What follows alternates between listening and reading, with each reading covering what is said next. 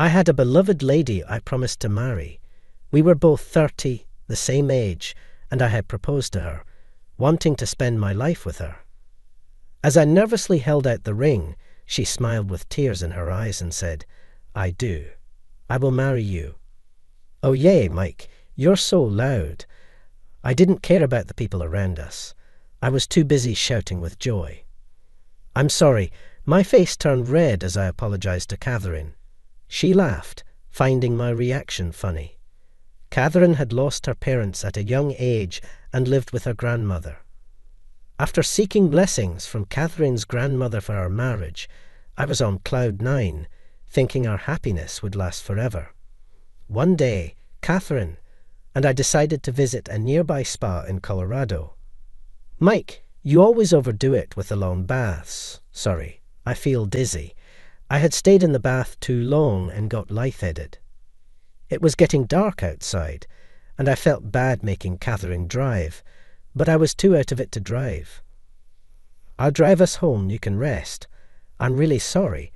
I apologized repeatedly to Catherine and reclined my seat to lie down. That spa was so relaxing, right? Maybe that's why I stayed in so long. My skin feels so smooth. We should go again, yeah. I stared at the car's ceiling, lost in thought. From the car stereo, Catherine's favourite song played, lulling me like a lullaby, and I began to feel sleepy. Just as I started to doze off, I heard Catherine mumble, "Is that car behind us tailgating?" Those were the last words I remember before everything went black. The next thing I knew, I was waking up in a bed 3 days later. Something was obstructing my view. I mustered all my strength to call out, "Hello, is anyone there?"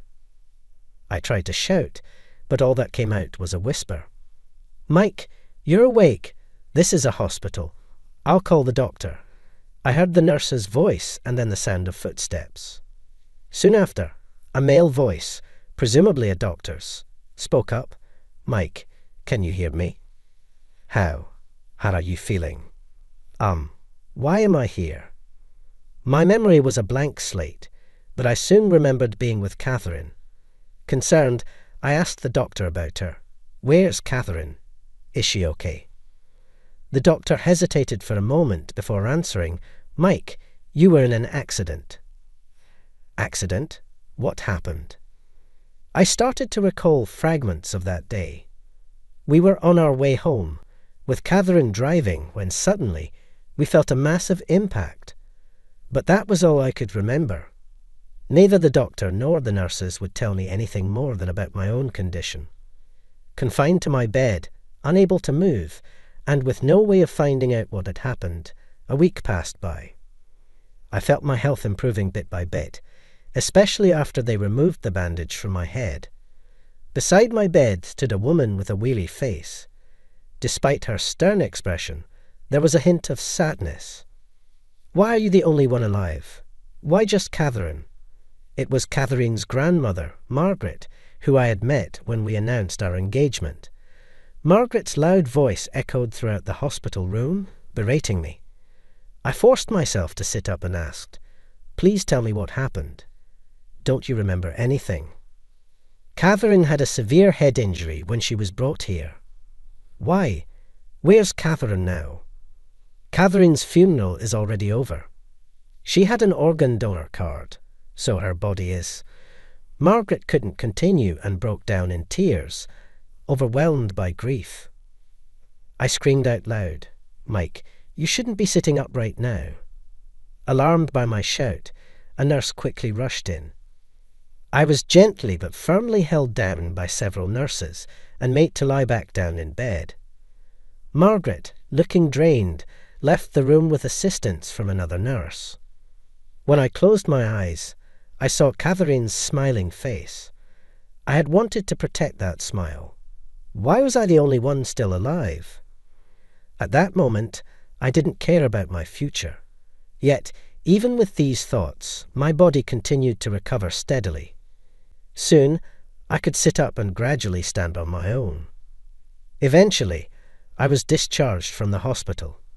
On the day of my discharge, I went straight to Catherine's grandmother's house. I was not able to attend Catherine's final moments and felt the need to pay my respects at her altar. More than 3 months had passed since Catherine's funeral.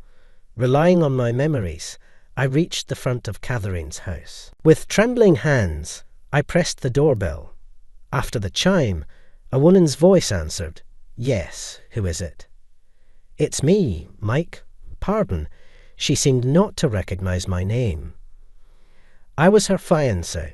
May I pay my respects to her? Before I could finish speaking, the front door flung open. As I approached the door, Margaret stood there, her face stern. Without warning, she hurled something at me. "You good-for-nothing. How dare you show your face here? I never want to see you again. Just leave." Silently, I accepted Margaret's anger. She looked much frailer than when I first met her.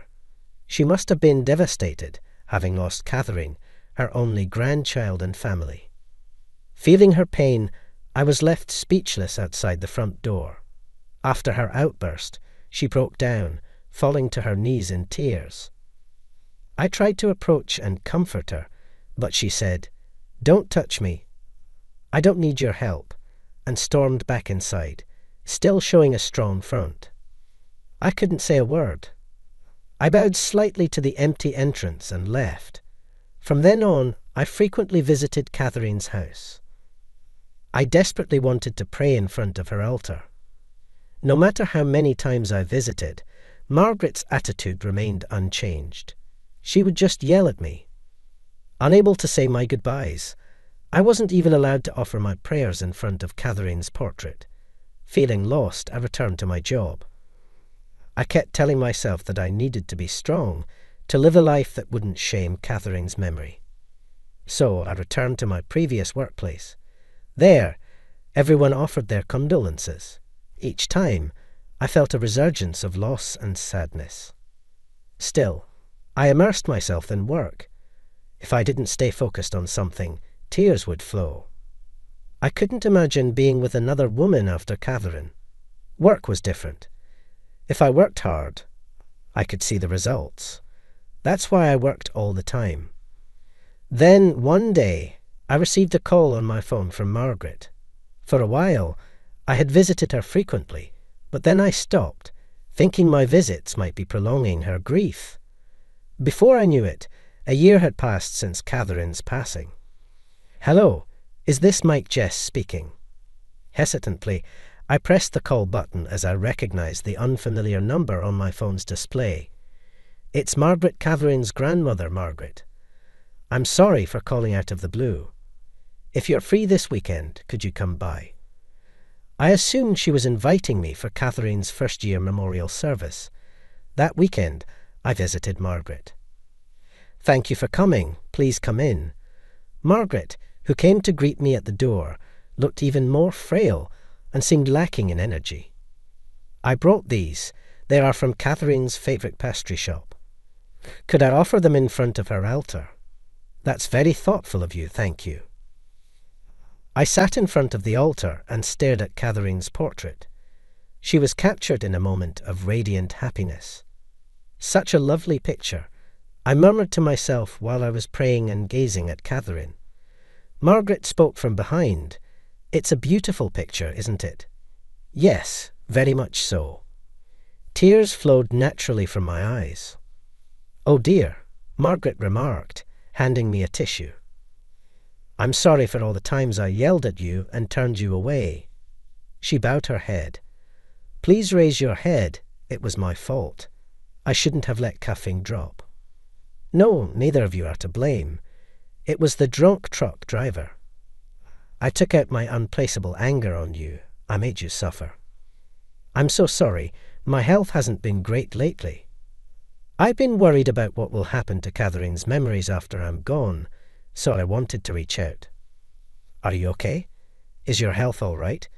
It's a selfish request, but when I'm gone, could you visit Catherine's grave for me?" Margaret handed me a piece of paper with the address of the cemetery where Catherine was buried. "Please don't say that." I felt a deep pang of sorrow looking at Margaret's sad face. "There's also something else I wanted to give you, which is why I called you here today. Margaret placed an envelope before me. The front read, "To the family of the heart donor." "What is this letter?" "It's from the person who received Catherine's organ donation. Please read it." I took the letter carefully, unfolding the neatly folded paper. Inside, upon unfolding the neatly creased envelope, it was densely filled with handwritten words. It contained expressions of gratitude from the person who had received Catherine's heart through transplantation. The letter detailed their gratitude for having been able to breathe the outside air after enduring a long battle with illness. Post-transplant, the handwriting bore a slight resemblance to the way Catherine used to write. The note was adorned with rounded, endearing characters at the corners. Catherine's heart, it's still beating inside someone else. Margaret nodded in silent agreement. It wasn't long before Margaret passed away. I never failed to visit Catherine's grave every month to pay my respects. From then on, I was mostly immersed in my work.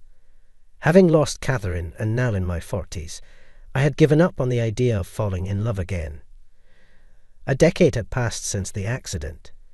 Being deeply engrossed in work and being single for so long, my superiors and older colleagues began suggesting I should marry. There were only older female colleagues, except for one part-time lady, and they seemed concerned about my bachelor status, even broaching the subject of arranged dating. I'd always respond vaguely, politely declining each time. Then a woman from another department was transferred to ours. She was 30. Coincidentally, her name was Katie. "Hello, I'm Katie. Nice to meet you all," as she introduced herself with a bright smile. My heart skipped a beat because she had a dimple in the exact same spot as Catherine. For the first time since losing Catherine, I found myself constantly stealing glances at Katie. "Mike, can you work with her for a while?" Snapped back to reality by my boss's words, I responded, "Sure, nice to work with you, Katie." "Thank you." From then on, we worked together constantly. She always gave her best, making diligent notes and always trying hard. "Katie, you don't have to push yourself so hard." "No, I'm okay. I actually enjoy this." "Enjoy? Wow. I can't even remember the last time I felt like that at work." We both laughed. And then she said, "I have been hospitalized for a long time, so I'm just happy I can work now." "Oh, I see. I'm glad you're doing better now." "Yes," Katie responded with a vibrant voice and a cheerful laugh. Her smile at that moment reminded me so much of Catherine, almost making me wonder if they were related. From then on, I found myself longing to see Katie smile and began engaging in light-hearted conversations with her more frequently. When Katie started getting used to working alone, and I was away from my desk for a bit, I found a sticky note on my desk saying I had received a call. Reading the handwriting on the note, I was taken aback. It was strikingly similar to Catherine's handwriting. The characters with their rounded corners looked so adorable and familiar that it took me by surprise. "Katie, did you write it?" "Yes, you had a call a moment ago. They want you to return it when you can." "Oh, okay, thanks." She simply nodded and returned to her tasks. For some reason, I couldn't discard that sticky note and kept it in my pocket. I started to feel that Katie was becoming a significant presence in my life. Around this time, an older colleague started suggesting arranged dates for me. "A friend of mine has a daughter, and I mentioned you." "What?" "She's interested. Why not meet her, just for a chat?" "No, I really don't." "Just meet her." "Come on, no." No matter how many times I refused, my senior coworker persisted, trying to get me to say yes. Perhaps noticing my frustrated expression, Katie chimed in with perfect timing, using work as an excuse to speak to me. "Mike, I had something to ask you, but are you busy right now?" "Mike, just think about it," the senior said, trying to push the matchmaking further. Sigh, I replied half-heartedly. "Was everything okay, Katie?" "You're a lifesaver, thank you." "So, What did you want to ask? Oh, sorry. I just said that to interrupt you intentionally. Oh, got it. Still, you really helped. It's not right to just meet someone for the sake of it, especially when I'm not interested. In that case, why don't you marry me? Taken aback by her sudden proposal, I was left speechless. Oh no, what am I saying? But when I look at you, Mike, I feel like I'm looking at myself. You feel the same way, Katie. My father doesn't approve of me working because of my lengthy hospitalization. He's worried about my health and pushes me to get married. You're still young, Katie. I'm already 30. Yeah, marriage is a personal choice, right? Aren't you interested in getting married, Mike?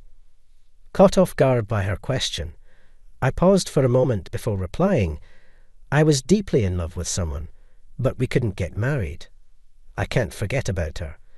Being hung up on the past at my age is kind of pathetic, right? I chuckled awkwardly to deflect. I want to experience a love like that too. You'll have plenty of chances in the future, but my parents are really pushing for me to get married, like right now. Is that so? So please, pretend to be my boyfriend. You were serious about that? I had assumed she was joking, but the serious look in her eyes made my heart race. If it's just for show, then that's great, since we'll need to know more about each other. Why not go out for dinner tonight? While I was still taken aback, Katie quickly decided on a restaurant and time and got back to work. After that, we started meeting more frequently under the guise of strategy meetings. We discussed everything from how to make a good impression on her father to our supposed shared interests and how we met. As we started spending more time together, I began to notice a budding feeling within me. It was love. Being with her was joyful, and I started to desire to know more about Katie and to spend even more time together. However, I couldn't be honest with my feelings. I figured she probably wouldn't be thrilled about being liked by a 40-year-old man, and more than that, I was afraid of betraying my feelings for Catherine, who was my wife. Holding back these emotions, the day came to visit her house. We agreed to meet near Katie's home, and she led me to her residence. Are you nervous? Yes, very. I was incredibly anxious, a different kind of nervous than when I had visited Katie's grandmother. I was worried if I could keep up the charade. I'm nervous too, but my father was really looking forward to meeting you. I'm just concerned I might mess it up. Katie chuckled softly. When we arrived at Katie's house, she opened the front door and her parents came out to greet us. Welcome. Glad to have you here, Mike. Please come on in. Suddenly hearing my name from Katie, I was startled. Oh, thank you. I removed my shoes and stepped in, offering the gift I had brought to her father. Here is the gift for you. I hope you like it.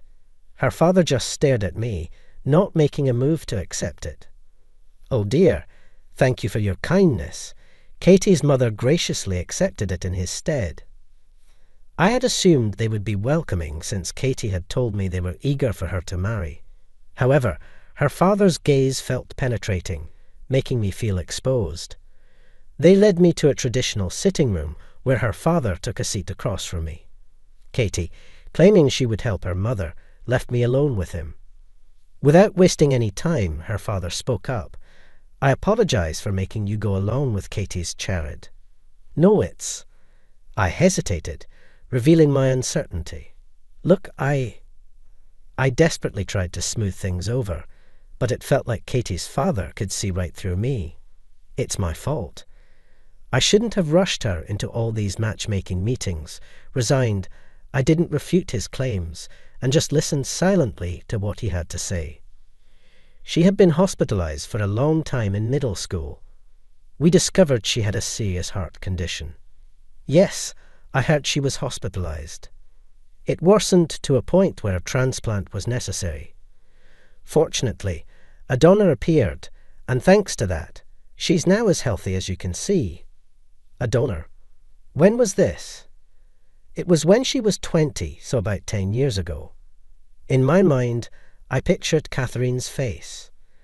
I was wondering, perhaps she looks so full of life now as if she never battled illness.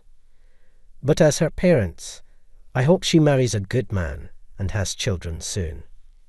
As we talked, Katie entered with a cheerful voice, saying, "I made a homemade cake. Keep what I told you a secret from." Her father put a finger to his lips, signalling for silence. "What were you two chatting about?" "Just reminiscing about your past." I had a pleasant time with Katie's parents and went home that day. After debating whether to tell Katie what her father knew, I decided to reveal the truth. After work, I called her to a nearby park. "I'm sorry for calling you out here. I wanted to thank you for the other day." "Truly, thank you. And about the other things." Katie seemed hesitant, like she wanted to say more. Without noticing her discomfort, I revealed that our secret was out. "What?" Dad knew. "He hasn't said a word since the day you came over." Parents are sharp, aren't they? "He actually asked me to keep it from you, but I've been thinking. I want our lie to be the truth." "What do you mean?" "Maybe I got ahead of myself when you mentioned marriage, but I felt that I could fall in love with you all over again. I want to know how you really feel. I also want our lie to become our reality." As Katie confessed this, her face turned bright red. From there, our relationship, which began on a lie, turned into a genuine romance. "I've always wondered, why did you ask me to pretend to be your boyfriend?" "Well, during my hospital stay, I had a teddy bear that looked a lot like you, and something about you felt familiar, like I'd known you before, so I thought you'd be the perfect choice." I see. Seeing Katie's puzzled look, I chuckled. That sense of familiarity, I wondered if it had something to do with the heartbeat of Catherine's heart inside Katie. But my love for Katie wasn't a substitute for Catherine. After 10 years, I took out the photo of Catherine's smiling face from my wallet. I placed that photo, along with the letter addressed to Catherine, deep inside a drawer. "Thank you so much. Please keep watching over us," I murmured to Catherine's photo. "I hope you enjoyed this. Your subscription to our channel really motivates us. See you in the next video."